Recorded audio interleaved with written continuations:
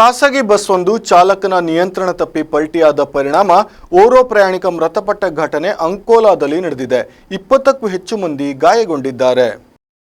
ಅನಂತಪುರದಿಂದ ಗೋವಾ, ಹುಬ್ಬಳ್ಳಿ, ಯಲ್ಲಾಪುರ, ಅಂಕೋಲಾ ಮಾರ್ಗವಾಗಿ ತೆರಳುತ್ತಿದ್ದ ಸೀಬರ್ಡ್ ಖಾಸಗಿ ಬಸ್ ಅಂಕೋಲಾ ತಾಲೂಕಿನ ಕಂಚಿನಬಾಗಿಲ ಸಮೀಪ ಶನಿವಾರ ಮುಂಜಾನೆ ಅಪಘಾತಕ್ಕೀಡಾಗಿದ್ದು, ಈ ಭೀಕರ ದುರಂತದಲ್ಲಿ ಓರ್ವ ಪ್ರಯಾಣಿಕ ಮೃತಪಟ್ಟಿದ್ದು 20ಕ್ಕೂ ಹೆಚ್ಚು ಮಂದಿ ಗಾಯಗೊಂಡಿದ್ದಾರೆ. ಸುಮಾರು 36 ಪ್ರಯಾಣಿಕರಿದ್ದ ಖಾಸಗಿ ಬಸ್ ಚಾಲಕನ ನಿಯಂತ್ರಣ ತಪ್ಪಿ ಹೆದ್ದಾರಿಯಲ್ಲೇ ಪಲ್ಟಿಯಾಗಿದೆ ಎನ್ನಲಾಗಿದೆ. ಅಪಘಾತದ ತೀವ್ರತೆಗೆ ಬಸ್ ಜಖಂಗೊಂಡಿದೆ. ಕೊಪ್ಪಳ ಮೂಲದ ಶರಣಪ್ಪ ಕಲ್ಲಮಠ ಎಂಬಾತನೇ ಅಪಘಾತದಲ್ಲಿ ಮೃತಪಟ್ಟ ದುರ್ದೈವಿ. ಬಸ್ನಲ್ಲಿದ್ದ ಕೆಲ ಪ್ರಯಾಣಿಕರು ಗಂಭೀರವಾಗಿ ಗಾಯಗೊಂಡಿದ್ದಾರೆ.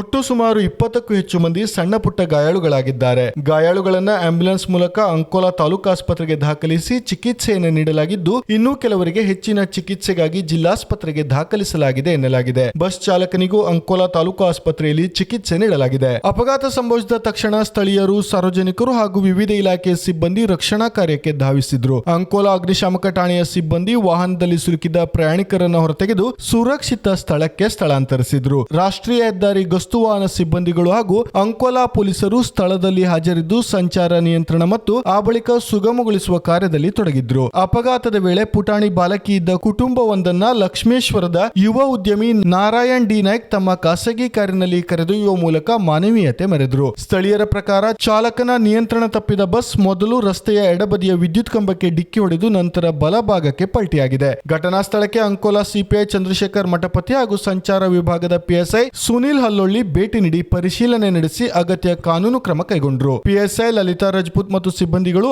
ಆಸ್ಪತ್ರೆಗೆ ಭೇಟಿ ನೀಡಿ ಗಾಯಾಳುಗಳ ಮಾಹಿತಿಯನ್ನ ಕಲೆ ಹಾಕಿದ್ರು. ವಿಸ್ಮಯ ನ್ಯೂಸ್, ವಿಲಾಸ್ ನಾಯಕ್, ಅಂಕೋಲಾ.